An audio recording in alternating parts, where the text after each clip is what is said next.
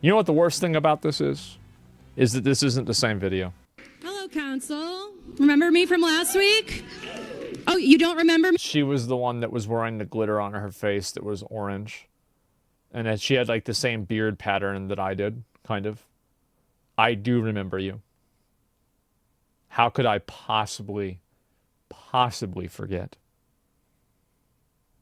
Me from last week? Could it be because gender is a construct? I'm Anna. Been a Worcester resident for 24 years. Tonight, I'm coming to you as Laddie LaRouge, otherwise known as Lady LaRouge. Tonight, I'm Laddie. When I'm in drag, I use he, they pronouns. And I am a proud and loud queer artist in the city. I am a local burlesque and drag performer, producer, educator, and historian. And I'd like to ask the council and Mayor Petty why you've ghosted us, left us on red, have not responded to our emails asking for a formal apology.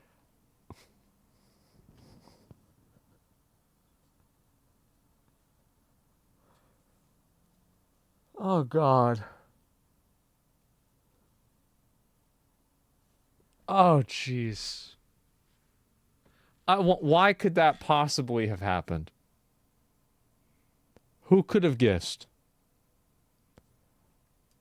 Both to Councillor Nguyen and the whole queer community.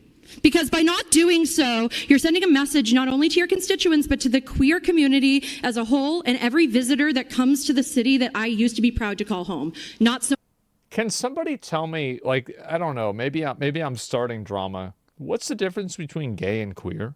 I think queer is a construct, not sure. Social politics, depiction of sexuality that rejects normative definitions of appropriate feminine and masculine sexual behavior. More contemporary meanings of queer have been picked up and used by activists and academics to mark movements within sexual identity politics, theoretical. Queer, however, is a contested term. Scholars and activists constantly disagree on what it means and how it should be used. Yeah, because like back whenever I was growing up, queer was almost like a pejorative borderline slur that people would use towards being gay. And then I started seeing them using the word, and I'm thinking to myself, wait, what? Don't overthink it. But you can see what I'm saying, right? It's confusing. So much this past few weeks. Worcester is home to world-renowned stages, the Hanover Theater, Tuckerman Hall, Mechanics Hall, who host touring artists from around the world. I know if I were a trans or non-binary actor on a Broadway tour who's coming to this city this year, I would not feel safe coming to Worcester. Uh-oh. With the rhetoric that's been allowed to fly in these chambers, I wouldn't feel safe. We need a public apology now. Wow. Get on it. Speaking of getting on it, I'd like to speak in support of item 8I that you, council, request that you, City Manager Batista, commit and act on creating an LGBTI coalition and task force to address issues of queerphobia, specifically transophobia, as you like to say, Joe Petty. And so they want the government to like set up a new coalition just to advocate for like what they want. I mean, I feel like that's definitely not like a task force. What is this, like SEAL Team 6? Like, what is this? This is crazy. Like, how do these people do this and not realize how alienating this is to average people? Like, I really feel like this is it's.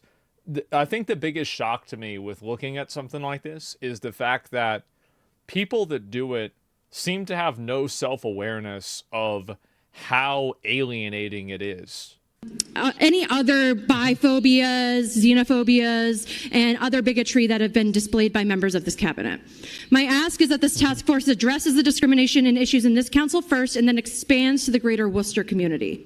Speaking of, I'd also like to support item 8J, asking for... So this is how we got all those extra government employees, is people like this, not necessarily gay people, but people that we need a task force for everything.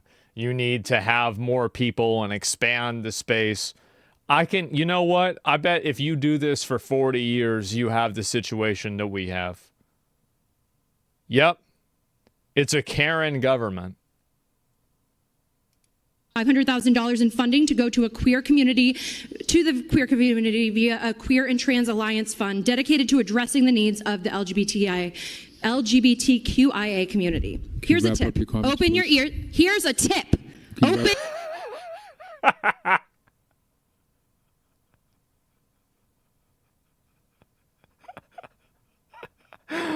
Oh God. Is this like, you know, I think about like Pokemon, right? And I think about like, is the next evolution of this like one of these people that has an absolute fucking meltdown at Starbucks over like the spelling of their name on the cup? Like, I feel like that's the next evolution of this person. LGBTQIA community. Here's a tip. Open your ears. Here's a tip. Open your ears and listen. Stop talking over me, Joe.